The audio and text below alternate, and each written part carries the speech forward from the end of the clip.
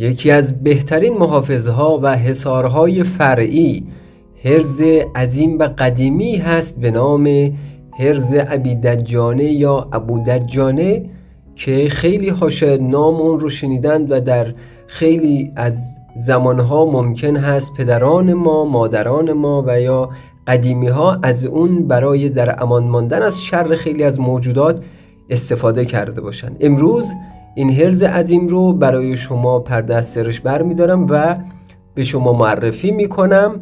داستان اون رو هم برای شما خواهم گفت. پس برای شنیدن این برنامه جذاب تا انتها به دقت من رو همراهی بکنید. با نام و یاد دادار پایدار و با درود و عرض ادب به پیشگاه شما گرامیان همراهان کانال در هر کجای که هستید، امیدوارم که در تندرستی به سر ببرید. گرامیان همراهان، یک مطلب رو بارهای بار به شما گفتم و درخواست کردم در طول زندگیتون از این مطلب به عنوان یک تجربه شخصی بنده استفاده بکنید. به پدر و مادر و حتی به کوچکترها احترام بگذارید و برای کوچکترها سرلوحه‌ای باشید برای اینکه به بزرگترهاشون احترام بگذارن و موسپیدان رو عزت و حرمت بکنید. عزیزان گرامیان در کانال، همونجور که میدانید بنده یک پلیلیست رو دارم که در اون سعی کردم حقایق ماورا رو پله به پله به شما بگم که در انتهای همین برنامه خواهم گذاشت. اون رو سر بزنید و خیلی از مطالبی که شاید در فضای اینترنتی نادرست هست در اونجا درستش رو بشنوید. امروز برای شما یک حرز رو معرفی میکنم. شاید خیلی ها از قدیم نامون رو شنیده باشید و شاید خیلی ها نشنیده باشید. نام اون حرز ابو دجانه است. حرز که میدونید چه هست.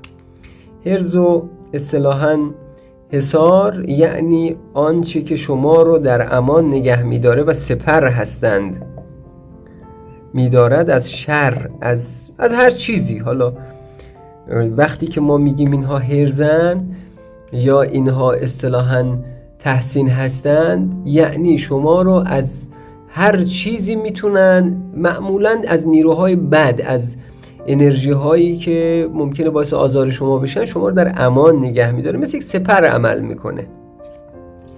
البته من قبلا هم به شما گفتم دوستان، این که میگن فلان خاتم رو در دستتون بکنید، فلان حرز رو بنویسید یا مثلا بازوبند حضرت امیر رو بذارید، فلان طلسم رو بنویسید، بارهای بار من برای شما توضیح دادم که اینها حصار فرعی هستند. حالا اون چیزایی که از قدیم یاد گرفتن همینجور دارن تکرار میکنن با اونها کاری نداشته باشید. مهمترین حصار هر فرد حصار شخصی او، حصار حاله‌ای، حصار قرینی، حصار به اصطلاح میشود گفت که کندالینی، انرژی که در اطراف اون مغناطیسش در جریان هست. ولی خب ما اصطلاحاً از قدیم این حرز ابو دجانه رو داریم. این حرز عزیزان معمولاً به دو صورت گفته شده. یک صورتش صورت صغیره و یک صورت کبیر هست. خب من هم صغیرش رو براتون توضیح میدم هم کبیرش رو و جزئیات اون رو به شما میگم که از چند بخش اونها تشکیل شده و انشالله توضیح کاملش رو، داستانش رو هم به شما میگم که این اصلا به چه صورتی این اصطلاحاً نوشته شد و برای چه امری نوشته شد. اول بپردازیم به این که این اصطلاحاً حصار، حرز چند طبقه داره، چند لایه داره. حرز اصلی که همون حرز کبیر هست عزیزان، حرز کبیر به اصطلاحاً 7 طبقه تقسیم میشه، یعنی به 7 قسمت تقسیم میشه. خب سوره هایی از قرآن داره مثل سوره فلق، سوره ناس، سوره به اصطلاح میشود گفت که 4 قل، اینها 4 قسمت از این حرز هستند. یک قسمت از حرز اصطلاحاً حرز نامه است.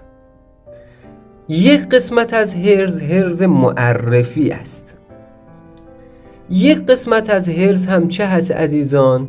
عزائم هست. در کل می شود 7 قسمت. یک قسمتش نامه است که داره توصیف میکنه، یک قسمت خود رو داره توصیف میکنه، من محمد ابن عبدالله امی القرشی داره همینجور توضیح میده که از کی داره نامه نوشته میشه و به کجا داره نوشته میشه. مثلا میگه من محمد ابن عبدالله الی طارق العمار زوار و داره قبایل رو یکی یکی معرفی میکنه، میگه به شما به که به که به که به که و این توصیفات در این نامه اصطلاحاً انجام میشه. بعد از اون میرسید به عزائمش. در عزائم قسم نامه ها هست که شما باید اون رو رها بکنید در شب، در روز، در وقتی که داره غذا میخوره، در وقتی که آرامش داره، در وقتی که در کار هست، در وقتی که اینها رو با هم سرجم میکنه و در طبقات مختلف این حرز شما رو ایمن نگه میداره. هر کدوم از اینها یک طبقه محافظتی است عزیزان. در هر کدوم از اونها شما یک طبقه محافظتی رو دارید، چه در طبقه نامه، چه در طبقه معرفی، چه در طبقه عزائم و چه در طبقاتی که آیات خداوند حروف مقطعه در اون واقع هستن داره معرفی میکنه و اونها رو داره لایه به لایه همینجور جلو میبره. حالا این طبقات رو من برای شما گفتم، یه چیز دیگه مونده که انشالله الان بهتون میگم و بعد هم میریم سراغ داستان. دوستان تا اینجا رسیدیم، اگر میبینید این کانال براتون ارزشمنده و ارزش این رو داره که به دست دیگر عزیزان برسه که از بعضی از اصطلاحاً موهومات یا بعضی از چیزهایی که واقعیت نداره دور بشند و بیشتر این دانش غریبه رو به صورت خلاص دریافت بکنن، زحمت بکشید. اگر که لطف کردید ابتدا 2 یا چند کامنت انگلیسی برای ما بگذارید عزیزان، بعد هم لایک رو بزنید. عزیزانی هم که ما رو سابسکرایب نکردن لطف بکنن قدم بر چشم ما بذارن و در کانال عضو بشن. حتما عزیزان این زنگوله کانال رو فعال بکنید و بگذارید روی همه یا آل که ما به محض اینکه برنامه گذاشتیم میتونید بیاد ببینید و از این اصطلاحاً دروس استفاده بکنید.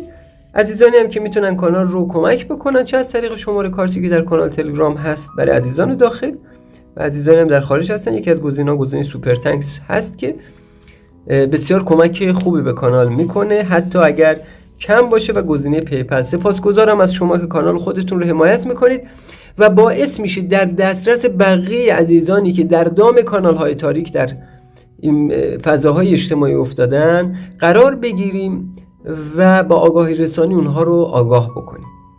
مطلبی که میخواستم الان بهتون بگم عزیزان این هست که شما در این اصطلاحاً حرز یا در این امان نامه یا در این سپر موجودات مختلفی رو دارید، از غول، از دیو، کلن طبقه شیاطین، طبقه معماران، عماران، طبقه سکان، یعنی آنهایی که مثلا خرابه نشینا. من قبلا در مورد این طایفه ها باتون صحبت کردم، مثل سکان المزابل، سکان الخرابات و اولادهای بعضی از مهم البته شیاطین، مثل اولاد خناس، مثل اصطلاحاً اونهایی که اصطلاحاً بنی قیلان هستند و حالا من نمیخوام توضیح و تفسیرش بدم، میخوام عموم این رو متوجه بشید. اما عزیزان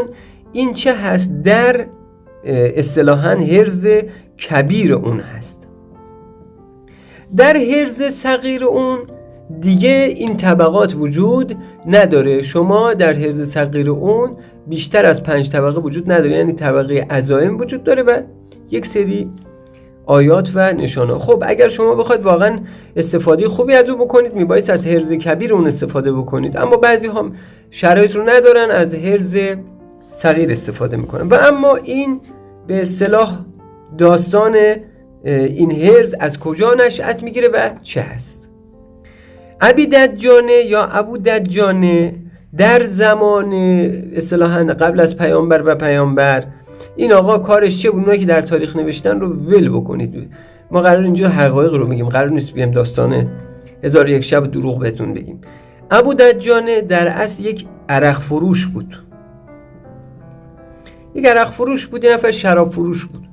در زمانی که هنوز اسلام در شبه جزیره عربستان به اون صورت حالا چیز نکرده بود، این کارش آقا اصلا قبل از پیامبرم کارش شراب فروشی بود و میخانه‌ای داشت و در میخانه شراب میفروخت به مردم. حالا بعد از این که اصطلاحاً اسلام اومد در اونجا سکنا گزید و به اصطلاح می شود گفت که خود ریشه دووند و اینها، خب عده‌ای اومدن و مسلمان شدن. این آقای ابودجان هم جز همون دسته بود که اومد و گفت که من مسلمان می شوم و ایمان می آورم و اینها، و کارش رو عوض کرد. باز هم کارش فروشندگی بود، منتها دیگه این بار عرق فروشی و اینها نمی کرد. حالا در چند نسخه مختلف حرفایی دادن، بعضی گفتن رطب فروشی میکرد، بعضی گفتن که حالا مسائل دیگری میفروخت، پارچه فروشی، اینها کاری با اون نداریم. این آقا یک شبی در منزلش میبینه که در جایی که خوابیده، مثلا اینجا که این آقا خوابیده، یک سری شکل و شباهت ها روی دیوار هست و یا مثلا شکل عنکبوت و اینها روی دیوار میفته، صدای رعد و برق، جرقه های رعد و برق. خلاصه یواش یواش این مطالب هر شب برای او ادامه پیدا میکنه و ابودجانه رو یه کاری میکنه که هر شب اینها بر او حمله میکردن و اون رو اذیت و آزار میکردن. ابودجانه فرار میکرد از منزلش، یه مدتی خوابیده بود و بعدش فرار میکرد میرفت بیرون تا صبح میشد و بعد از این مدتی میره پیش اصطلاحاً پیامبر خاتم و از پیامبر خاتم حضرت محمد مصطفی صلی الله علیه و آله و سلم و علی انبیا و المرسلین علیهم اجمعین میره اونجا. پیش پیامبر که میره، به پیامبر داستان رو تعریف میکنه، میگه پیامبر جریان اینجوریه، من این حقیقت همچین مطلبی هست و من را اذیت و آزار میکنن. پیامبر به اون میگه که آره اینها یک عده‌ایشون از عمار این مکانی که تو در اونجا خانه ساختی هستند و یک عده‌ایشون از طوایفی از غول‌ها و دیوها. این میشه که حضرت امیر رو صدا میکنه و به علی ابن ابی طالب میگه که من هرچی به شما میگم شما کتابت بکنید، چون حضرت امیر سواددار بوده و اصطلاحاً بلد بوده خواندن و نوشتن و اون میشود که از اول شروع میکنه به نوشتن که شما اول هرزو هم ببینید داره حضرت خاتم خودش رو معرفی میکنه که از من محمد پسر عبدالله امی، یعنی بی سواد قریشی النبوی این و آن و همینجور داره برای خودش صفاتها رو میچینه. به که؟ به شما. یعنی معرفی نامش از که هست؟ از خودش. نامش به سمت که هست؟ به سمت اون کسانی که این رو اذیت میکردن. میگه ای مثلا عمار زوار، ای مثلا سلطان فلان جا، ای خانواده دیوها، ای آنهایی که در شب میاد، آنهایی که در روز میاد و توضیحات رو میده و به ابودجانه میگه این رو ببر کجا؟ بذار زیر بالشتت، این رو بر در زیر بالشتت بذار و بعد از اون شما اثر این رو میبینید. شب اولی که زیر بالشش میذاره ناگهان میبینه داد و فریاد در هنگام خواب بلند شد و مرتب دارن داد و قال میکنن ای ابودجانه شما رو به خدا، شما رو به اون که قبول داری، این رو از زیر بالشت وردار وگرنه ما تا زمانی که قیامت برپا بشه خواهیم سوخت. بعد اونجا هست که خلاصه گوش نمیده و میره پیش رسول خاتم و حضرت ختمی مرتبت بهشون میگه تا فلان روز بگذار و بعد از اون اونها رو قسم بده و بعد هم بردار، اگر باز دیدی اذیت کردن دوباره بگذار. و این میشود که میرون بعد حالا 3 روز چیزی گفتن یا 7 روز دیگه اونها قسم میخورند و دور بر این آقا در اون منزل دیگه نمیمانند و اونجا رو ترک میکنن. این داستانی بوده که از ابودجانه اصطلاحاً اون فرد، اون پیرمرد نقل شده. و حالا شما چجوری باید این هرز رو بنویسید؟ دوستان نگاه بکنید، هرز رو شما باید در هفته اول ماه قمری یا نهایتاً هفته دوم ماه قمری قبل از هفته سوم باید میخواید بنویسید در روز یا شمس باید باشه یا در روز قمر یا در روز مشتری.